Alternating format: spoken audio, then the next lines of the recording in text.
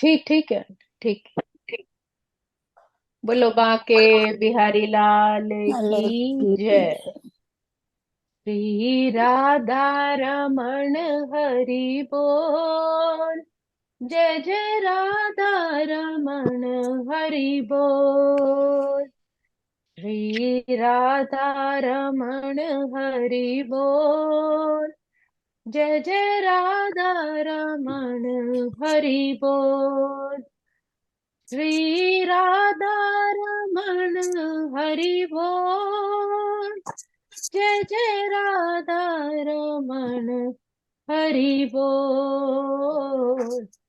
श्री राधा रमण हरि बोल। जय जय राधा रमण रमण हरि हरि बोल। बोल। श्री राधा रमण रमण हरि हरि बोल। बोल। जय जय जय जय राधा राधा रमण रमण हरि हरि बोल। बोल।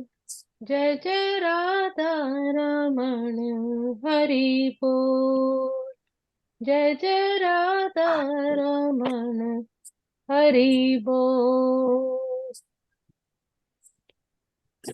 वसुदेव सुतं देवं कंस चाणूरमर्दनम् देवकी परमानन्दं कृष्णं वन्दे जगद्गुरुं। कृष्णं कृष्ण वन्दे वन्दे जगद्गुरुम्। जगद्गुरुम्। ॐ श्री परमात्मने नमः। नमः। श्रीमद्भगवद्गीता अथ तृतीयोऽध्यायः। ध्यायः। हाँ जी। बापू जी की प्यारी सात संगत जी, हम तीसरा अध्याय भगवत गीता का श्रवण कर रहे थे, जिसमें श्लोक 22 तक हमने श्रवण किए। थोड़ा सा सारांश बताते हैं। श्लोक 22, अध्याय तीसरे के श्लोक 22 में भगवान कह रहे हैं कि हे पृथा पुत्र, तीनों लोकों में मेरे लिए कुछ भी कर्म नियत नहीं है। ना मुझे किसी वस्तु का अभाव है और ना आवश्यकता ही है, तो भी मैं नियत कर्म करने में तत्पर रहता हूँ। भगवान कर्म योग की महिमा बताते हुए स्वयं का उदाहरण दे रहे हैं इस श्लोक में। कह रहे हैं, भगवान कहते हैं कि हे पार्थ, तीनों लोकों में मुझे कोई भी कर्तव्य यानी करने योग्य मेरा कोई कार्य नहीं है, क्योंकि मुझे कुछ प्राप्त करना है ऐसा भी नहीं है, या मुझे कुछ प्राप्त नहीं हुआ ऐसा भी नहीं है। पर ऐसा होते हुए भी फिर भी मैं कर्म करता रहता हूँ, क्योंकि सब परमात्मा का ही दिया है। अवतार लेकर जब पर ब्रह्म परमात्मा इस सृष्टि में अवतरित होते हैं, तब एक आदर्श स्थापित करने के लिए अखंड कर्मरत होते रहते हैं। भगवान यहाँ स्वयं के उदाहरण के बारे में भगवान देते हैं कि भगवान ने कई युद्ध जीते, भगवान कृष्ण ने कई युद्ध किए, कहीं भी वो सिंहासन स्वयं ग्रहण नहीं किया, मतलब खुद गद्दी पर नहीं बैठे और स्वयं के लिए द्वारका नगरी प्रतिस्थापित की, तब भी वो उस पर ज्यादा समय बैठे ही नहीं। पांडवों के राजसूय यज्ञ में भगवान ने जूठी पतले उठाने का और साधु महर्षियों के पांव धोने का कर्म किया, मतलब भगवान होते हुए भी उन्होंने ये कर्म किए। श्रेष्ठ लोग इस तरह के कार्य स्वयं चयन कर लेते हैं। जो महान पुरुष होते हैं, महापुरुष होते हैं, जिन्हें परम ज्ञान होता है, वो स्वयं ही परमार्थ का कार्य चुन लेते हैं। जब अर्जुन ने चयन किया, तब भगवान सारथी का कर्म भी ले लेते हैं और अर्जुन ने भगवान के हाथ में अपने घोड़ों की लगाम दे दी। उसी के साथ साथ अर्जुन की इंद्रियों की लगाम भी भगवान के हाथ में आ गई। युद्ध के दौरान प्रतिदिन सूर्यास्त के बाद जब सभी संध्या वंदन के लिए जाते, तब भगवान घोड़ों की शल्य निकालते, उनके जख्मों की मरहम पट्टी करते, उन्हें खिलाते पिलाते उनकी सेवा करते। इस प्रकार का वर्णन महाभारत में आता है और इस प्रकार का आचरण भगवान प्रस्तुत करते हैं। मतलब सर्वज्ञानी सर्व पार ब्रह्म परमेश्वर होने के बाद भी वो एक सामान्य हर काम करते रहे। और यहाँ पर वही अर्जुन को समझा रहे हैं कि क्षत्रिय के नायक के रूप में भगवान कृष्ण कुरुक्षेत्र की युद्ध भूमि में कार्यरत हैं, क्योंकि क्षत्रिय का धर्म है कि दीन दुखियों को आश्रय प्रदान करना। यद्यपि वे शास्त्रों के विधि विधानों में सर्वदा ऊपर है, फिर भी वे ऐसा कुछ नहीं करते जो शास्त्रों के विरुद्ध हो। मतलब अपना कर्तव्य उन्होंने जरूर करना है, और हर मनुष्य को अपना कर्तव्य करना ही चाहिए। अब आगे के श्लोक क्रमांक 23। यदि यहं न वर्तेयं जातु कर्मण्यतन्त्रितः मम वर्त्मानुवर्तन्ते मनुष्याः पार्थ सर्वशः। क्या भगवान कह रहे हैं, क्योंकि यदि मैं नियत कर्मों को सावधानी पूर्वक ना करूं तो हे पार्थ, ये निश्चित ही सारे मनुष्य मेरे पथ का ही अनुगमन करेंगे। भगवान कहते हैं कि हे पार्थ, अगर मैं सावधानी पूर्वक दक्षता से काम नहीं करूं तो सभी मनुष्य, सभी जो भूत मात्र मेरे ही कर्म का अनुसरण करेंगे और सारी सृष्टि की हानि होगी। मनुष्य सब प्रकार से मेरे ही मार्ग का अनुसरण करते हैं। जब पांडव वनवास में थे और पानी लेने के लिए जब एक एक कर तालाब के किनारे गए और अनुशासन का पालन न किया, यक्ष के प्रश्नों का उत्तर न देने से 4 पांडव मृत हो गए। किंतु युधिष्ठिर जो धर्म का पालन करने वाले थे, धर्मराज थे, अनुशासन प्रिय थे, उन्होंने यक्ष के प्रश्नों का उत्तर दिया। यक्ष के 100 प्रश्नों में एक प्रश्न था कि एक शब्द में धर्म की व्याख्या बताइए। भगवान यक्ष ने युधिष्ठिर से ये प्रश्न किया कि धर्म क्या है, आप एक शब्द में बताइए। तब युधिष्ठिर ने कहा, दक्षता एक शब्द में धर्म की परिभाषा है। मतलब दक्ष होना, दक्षता, यही धर्म की परिभाषा है। इसलिए अच्छा। दक्षता इसीलिए मतलब जी, तो इसीलिए भगवान यक्ष जी अपने धर्म का पालन करना, कर्तव्यों का, इसीलिए भगवान यक्ष बहुत प्रसन्न हुए थे और उन्होंने उनके प्राणों को वापस कर दिया था।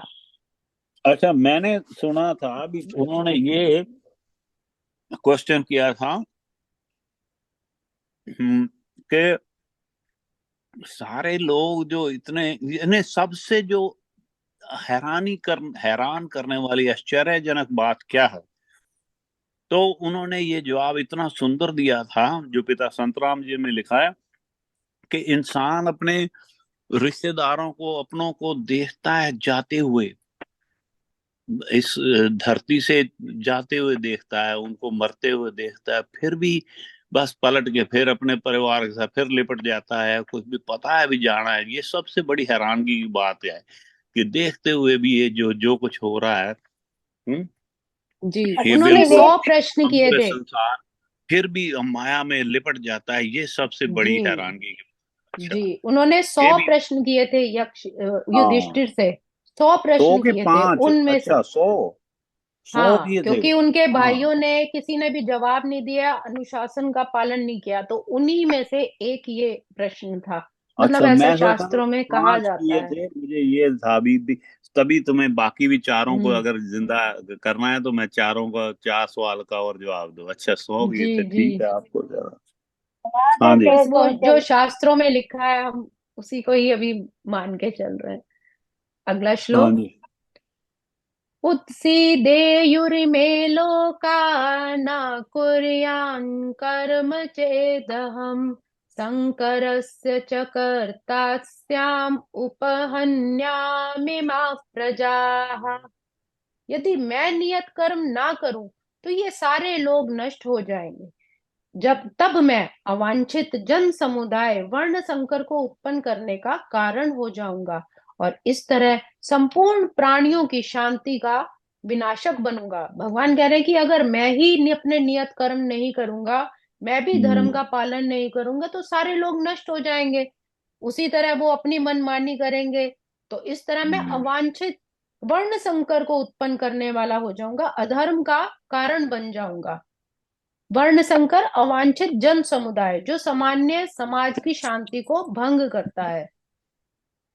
भगवान समस्त जीवों के पिता हैं और यदि जीव पथ भ्रष्ट हो जाए तो अप्रत्यक्ष रूप से वह उत्तरदायित्व उन्हीं का है। अगर किसी के बच्चे अपने भलाई का काम नहीं करेंगे, गलत रास्ते में आ जाते हैं, तो कहीं ना कहीं वो माँ बाप के ऊपर भी बात आती है। भगवान वही बता रहे हैं कि उत्तरदायित्व फिर उन्हीं का ही है। अतः जब भी विधि विधानों का अनादर होता है तो भगवान स्वयं समाज को सुधारने के लिए अवतरित होते हैं।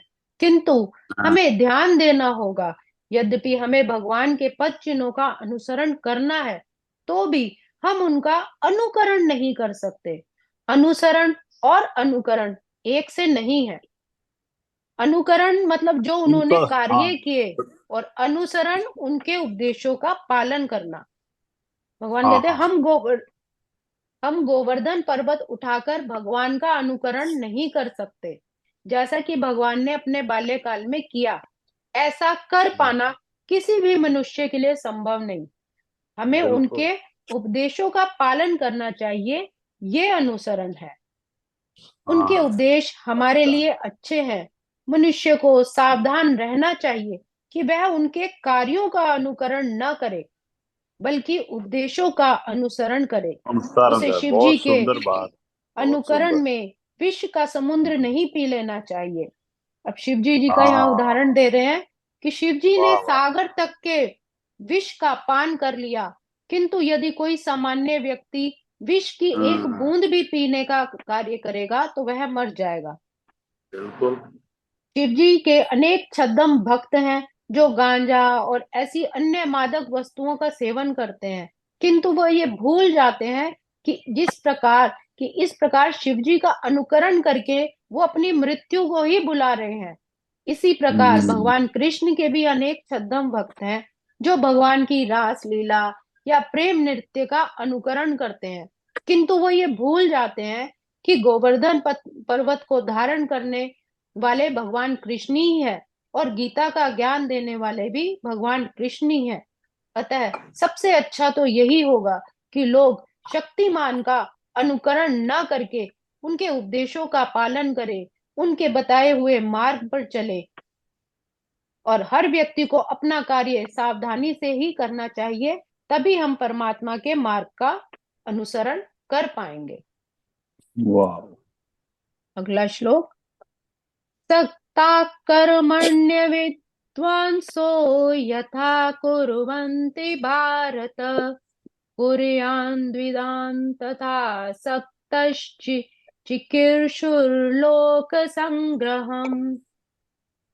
जिस प्रकार अज्ञानी जन फल की आसक्ति से कार्य करते हैं, उसी प्रकार विद्वान जनों को चाहिए कि वो लोगों को उचित पथ पर ले जाने के लिए अनासक्त रहकर कार्य करे।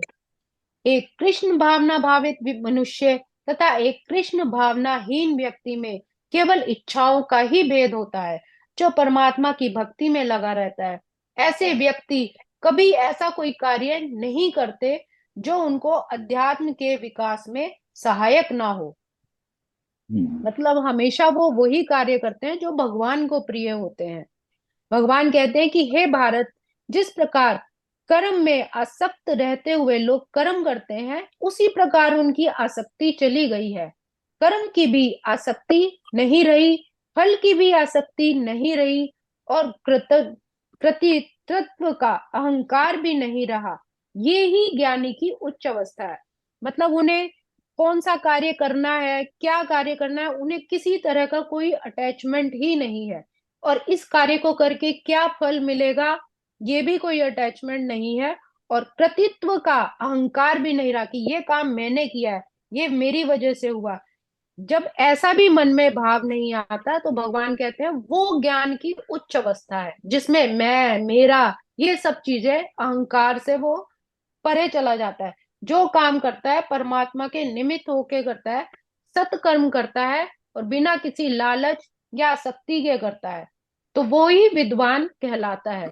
उस विद्वान व्यक्ति को ही लोगों को अच्छे मार्ग पर प्रवृत्त करने के लिए कर्म करते ही रहना चाहिए। फिर उस विद्वान व्यक्ति का ये जिम्मेदारी हो जाती है कि वो ऐसा कार्य करे जिससे दूसरे लोग भी अच्छे मार्ग को अपना सके।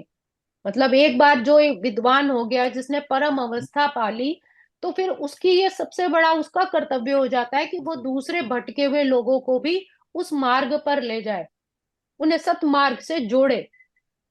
अर्थात एक बार ज्ञान प्राप्त होने के बाद भी निरंतर ध्यान करते रहना चाहिए, और इस तरह दूसरे भटके हुए व्यक्ति को भी सत्कर्म के राह पर ले जाना चाहिए। ये फिर उसका कर्म हो जाता है।